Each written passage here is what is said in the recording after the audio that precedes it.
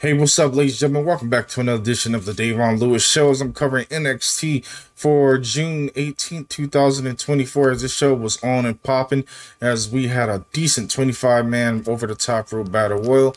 We also had a decent women's three-way tag team match as we had Roxanne Perez, Lola Vice taking on Lash Legend, Jakara Jackson, and taking on JC Jane and Jasmine Nix. This match was red hot, everything you initially got for, and the end result was what you initially got for. We also ended up having the NXT Women's North America Champion Kalani Jordan taking on Michan in a decent match. We ended up having one of the NXT talents getting involved in this match, really set the tone when it came to everything leading up to the next feud for Kalani. But we know things are going to be looking good when it came to everybody initially got involved. We also have women's singles action of Fallon Henley taking on Carly Bright, which was the Carly standard out, did her thing, but as well as Fallon ended up doing her thing and holding things to a par and keeping us entertained when it comes to her in our initial heel run. And then also we ended up having Chase Hughes taking on the OC in a decent tag team match. We saw a surprise when it came to everything that happened, but of course we're going to get into it initially throughout the show. We also ended up having a main event being sorted after the controversy things that ended up happening in a 25-man battle royal. But let's go ahead and get into this initial show as things are looking red hot when it came to everything on the card. We started off with everything when it came to the 25-man battle royal. We started off with the young OG coming out, with Javon coming out. He started off with the entrance. Of course, they ended up having hopeful talent all throughout the card tonight when it came to the battle royal. So many notable names as well as people from SmackDown and Raw came out as we ended up having main event talent of Dragon Lee. We ended up having Shawn Spears. We ended up having Kazarian from TNA. We also ended up having Joe Hendry making his debut as well from TNA. And then, of course, we ended up having so much pandemonium. But the match started off red hot. They started off with the entrance of Joe Hendry coming out, of course, rocking the crowd. The commentators were really hyping up everything initially happened when it came to Joe Hendry coming out. And you got your money's worth just in general of everything with his promo. I'm going to go into his promo, which I quote, when it came to everything that he had to say. He says, "Say my name and I will appear." And he says he's here in NXT. And he says Cody Rhodes announced the 25-man over-the-top battle royal. But let's be honest, it's 24-man and one sensation. He's going to walk into the ring, eliminate all the men that's in the match, and win the title and bring the NXT World Heavyweight Championship to TNA. Then he says when the title changes hands, the W Unions will be chanting "We Believe," and what they believe is 252 pounds of pure motivation and the answer of all life problems, and they believe in Joe Hendry. But I'd like to know, are you guys excited to see a little bit more of Joe Hendry or seeing how things ended up happening? But of course, it was red hot. Then, of course, he walked away to the ring. Then we ended up having Ethan Page making his ring. And, of course, things literally broke down in the tag team match as they ended up having Page and Hendry facing off, going back and forth, having verbal jabs at each other. Then we had Earl Minsock ended up coming up and attacking Ethan Page. Then initially got the brawl underway when it came to everybody that initially got into the mix of everything. And then, of course, we ended up having Joe Hendry looking at the aftermath of that brawl going on to the outside. And then he turned his attention towards the stars of NXT. And pretty much he taught them all. Then, of course, Frankie Kazarian and all the NXT and all notable talent ended up attacking Joe Hendry, and then Frankie Kazarian eliminated Joe Hendry, and the crowd ended up chanting bullshit. But initially, so many other talent got eliminated left and right, but the initial winner of the match ended up being Javon Evans, picking up the victory. He lasted a total of 16 minutes and 46 seconds, but it was a perfect timing of a battle royal. It was decent for what it was. A lot of good interaction, a lot of good action just in general when it came to NXT, and I enjoyed everything that happened. But of course, it was great seeing Frankie Kazarian in an NXT ring, as well as seeing Joe Hendry, as of course, after the situation nearly broke down, we saw him on social media going over to Shawn Michaels and venting his frustration and said this will not be the last of Joe Hendry because Joe Hendry can go pretty much anywhere. So we know this is not the last time we're seeing him, and of course WWE is very high when it comes to Joe Hendry, his persona, the way how he's captivating with the crowd, and they probably might test the waters and might buy him out of his TNA contract and have him sign with NXT and be part of a WWE brand. And then, of course, we ended up going to the women's locker room for a segment of Kalani versus Michin. And Fallon walks in to mock Carly and says that if anyone deserves a title match, it's her. Carly says Fallon got her chance in Las Vegas, but Fallon says she's the only one who deserves a match, and it turns into a yelling match back and forth as Sola Ruka walks off this whole situation. But then we pan things off towards Total Advice training, and then Roxy walks up, and of course she has her thing where she needs to ask her. And then Roxy says she thinks that she's stupid, and Lola acknowledges that she's looking for the title. She's looking at her title, and that she's not coming for her yet, but she's gonna knock out every woman in the locker room until when she's ready to get her chance.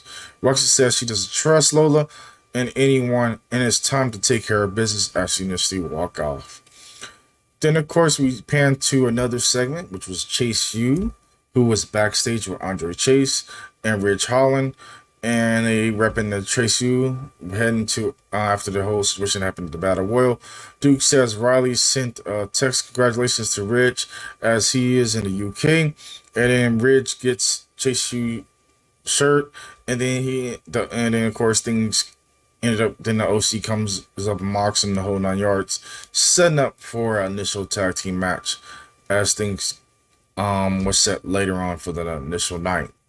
Then we got ready for women's tag team action, as it was the NXT Women's Champion Roxanne Perez, along with Lola Vice, taking on Last Legend Jakara Jackson, and taking on Jacy Jayne and Jasmine Nix in a three-way tag team match, which was decent. A lot of back and forth. You got everything that she got for. The match ended up ending when it came to Lola hitting that lovely 305. Tagged Roxanne to hit the pop rocks for the 1, 2, 3, where Roxanne and Lola Vice ended up picking up the initial victory. This match lasted for 9 minutes and 59 seconds. It was decent for what it was. A lot of back and forth, a lot of solid tag team maneuvering, a lot of everybody was able to get their spots in. But the initial story was the aftermath when Lola and Roxy were celebrating, and they raised each other's hands, celebrating, kind of smiling. And then Roxy ended up hitting a spinning back fist, and she holds up a title to Lola. And Lola looked on as she was surprised off with the attack, but she smirked a smile as Roxanne ended up stomping her and walked off alone, being by herself. Then, of course, we pan over to backstage with the general manager, Ava. Congratulate Javon on winning the match. And Ethan charges in about the whole situation that happened with Oro, and about Oro attacking him more than anything else. And Ava says she kicked him out the building. It says Oro should be kicked out the company just in general. It says he should technically still be in the Battle Royal. And they argue back and forth, which leads to the whole drama of them going on for them having a match for the main event, which was set in stone, as Ethan Page was going to take on Javon Evans for a match for the main event. Then, of course, we end up panning to Roxanne Michin walking backstage, and so does Kalani Jackson. And Solo tells Kalani that she got this and to go kill it. Then we got ready for the initial match of the night of a women's North America match. A lot of back and forth, a lot of covers. I really like this match. You got everything I initially got from this match, but initially the ending ended up happening with Lonnie hitting that one-of-a-kind split-legged spot after Jada Parker knocked Michin off the top rope to sort herself into another storyline. And of course, the OC were arguing with the referee, with OTM, were out there as well. And there was a lot of back and forth tensions being built up as OTM looked like they're going to be building a feud with the OC and Michin. But of course, Kalani was able to pick the victory. This match went a total of 10 minutes. Was decent, a lot of back and forth. Kalani's mic skills is getting a lot better, and the ring was really great. The ring work was really great for what it was. Michin was pretty much controlling the majority of the match, keeping the people involved, but it was decent for what it was. But I'm looking forward to seeing how things go with Jada Parker, Miss Parker, you gotta love her, and as well as Michin when it comes to that beef. But of course, things just broke down from there when it came to that next show post match. Then we ended up having Ethan Page talked about his night, and of course with Kelly and talking about each other and to the Battle Royal. And then of course he says that he's beaten by Trick at his best because he was jumped by Oro beforehand, and he says he's taking care of business tonight, then he will win the NXT title. But the next time he sees Oro, he's handling him and going from there. Then of course we switch to a vignette of Izzy Dane. She's talking about her volleyball talents and how quickly she's picked it up, and says she's an NARP, non-allegiant regular person, and nobody can handle her when it comes to her initial work. Then we switch to the big man of Obi Femi walking the backstage, walking the halls with his championship, looking dominant, looking pristine as always. And you knew like it's going to be hard when it comes to whoever initially is looking to step up and battle that big man. Then, of course, we ended up having Axiom walking up to Nathan, and they basically have Nathan ask him why he didn't tell him he was going to be in the Battle Royal. And then Fraser asked him why he wasn't in it, and they argue over whether they'll be unified about the champions. And of course, we end up having Luca Crisero walking up and says that the Don has offered an NXT Heritage Cup match. And Fraser takes the contract and signs it. Axiom isn't pleased and happy at all. So like we're going to be getting a little twist between Axiom and Nathan Fraser. Are they going to be building up towards a breakup already after they just been put to a team for a little bit of time? But we shall see how things initially take place. Then we switch things up of them showing little pictures and little still shots of Tatum Paxley appearing at TNA against all odds to face Jordynne Grace, and they were able to display that of saying how proud they were of having a NXT roster member going over to TNA to do her thing, but then she came up short of losing to Jordynne Grace. Then of course we ended up having the in-ring segment of Obi Femi, the big man, the NXT North America champion. He makes his way to the ring, and then Oba gets on the mic and says he feels all too familiar when it comes to everything. And then once again, Oba is still the North America champion. And then he says he's still the ruler of NXT, and says he tells everyone who will listen, no matter how many people step up at Battleground, the results will remain the same. Then of course he says that he did what he did best in Vegas, dominating two-man, including Joe Coffey and Wes Lee, two NXT greatest, but they are nothing like him when it comes, there's nothing like him just in general. He's just been dominant, showing his display. If you really watch that match, man, the power just is out of this world when it comes to Obi. But he says he looked in his eyes and riddle him, and who can take the title from him. And here come Wes Lee coming down, of course, making a challenge, having a face off, and said this will be the last time. So things initially broke down from there when it came to them basically having a trade back and forth, and then of course having a decent handshake, and then from there and having faith for the one-on-one match. However, this will be the first and last time to challenge, as long as Oba is the champion. And do they have Gordon Wilson says you got it, and things broke down from there. Then, of course, we switched gears to the back for another segment. Hank walks up to Tank, who is upset of a loss in the battle. Well, Hank says that he has good news. He was made clear for in-ring action, and Tank says they have to get back on track and asks if he saw Tyler Bate, and that's how they get back on track against the New Catch Republic. Then we switch gears to Charlie Dempsey with the NQCC is there as well. And then Siobhan is there as well, who doesn't know why he's there.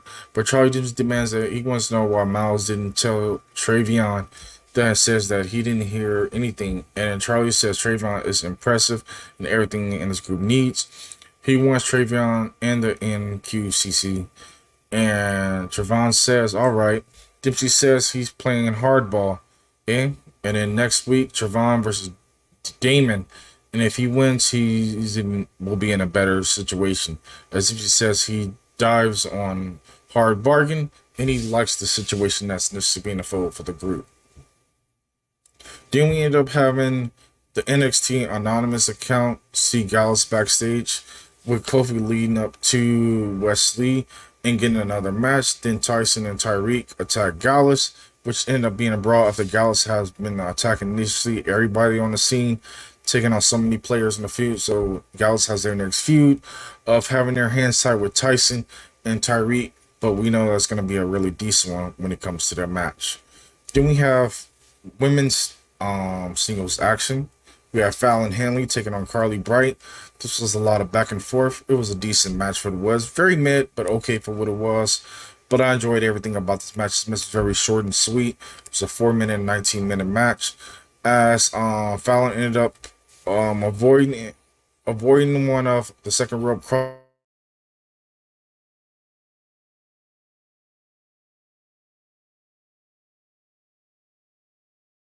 from initially everything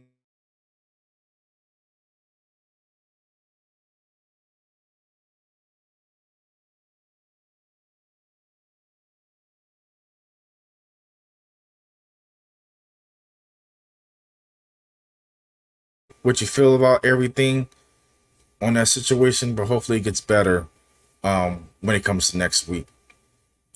Then of course we end up having Eddie Thornton, who I've been seeing for a little bit, but he's in the parking lot about being eliminated in the match. It says he's had a win in his return, but good showing tonight.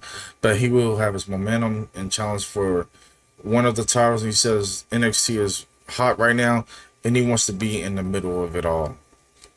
Then, of course, we ended up having Trick Williams and Javon having a nice little talk. And Trick says Evans needs to put an end to Page tonight. And Evans says Page thinks it's a game, but Trick doesn't think he belongs to NXT, and he always be on the outside. Evans says he will try to get the win, and then they will get their battle at Heat Wave. So we shall see how the continued trio build up. It's gonna be nice to be a triple threat, whereas we're gonna have Javon Evans, Trick Williams, and Ethan Page in a triple threat match. We know it's gonna be decent, but I look forward to seeing how things initially mesh and come together when they all brawl initially in the near future for the title. Then we got the OC taking on Chase U. This match was a lot of back and forth. We had a little bit of controversy as things initially picked up as Duke was going up for a Rana roll up in the corner. He ended up having somebody we didn't expect. We ended up having the big man of what's his name? I'm having a brain fart right now.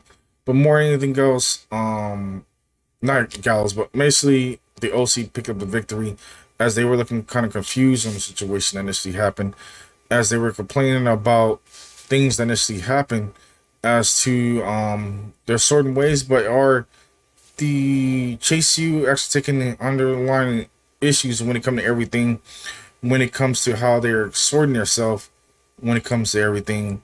But I'd just like to know from you guys' own personal opinion how you feel about the whole situation when it came to that tag team match. Are Chase U initially taking shortcuts when it comes to everything? But I'm kind of would like to see how things initially unfold when it comes to everything just in general. But of course, we shall see how things progress each and every single week on NXT television. But of course, the person I initially was talking about was what's his name? Why does that have a brain fart again? But but let's go ahead and keep things gearing. Sorry, just had a moment there for a moment. But initially, everything else continued to be pushed out when it came to everything that happened in the match. It was decent. It was a 5-minute, 4-minute match, as the OC ended up picking up the victory. But then, of course, we kicked things off, getting ready for the main event of the night, as we ended up having Javon Evans taking on Ethan Page. This match was a lot of back and forth, everything you initially could have asked for. It was a snowball of back and forth wrestling, but initially enjoyed everything when it came to NXT. But of course, Ethan Page ended up picking up victory by hitting the Eagle's Edge for the 1, 2, 3. Of course, setting the tone when it comes to most likely a triple threat match, as Ethan was bloating and saying, go gloating, and saying that he initially won the match and go on from there. But he faces off with Trick Williams, and then Shawn Spears slides the ring and attacks Evans, and then Trick goes for the save, but Page Spears double teams both the champion, and then Evan dives in and takes out the heels, and all three men are down with the title between them. So it looked like we're gonna have a fatal 4-way initially after the post-match brawl when it came to everything initially transpired. But I'd like to know from you guys, on personal team, how you feel about this whole entire show. Are you interested for the next edition of NXT? Post your comments down below. Like, comment, subscribe. And of course, I'll catch you guys in the next one. Y'all be safe. Peace.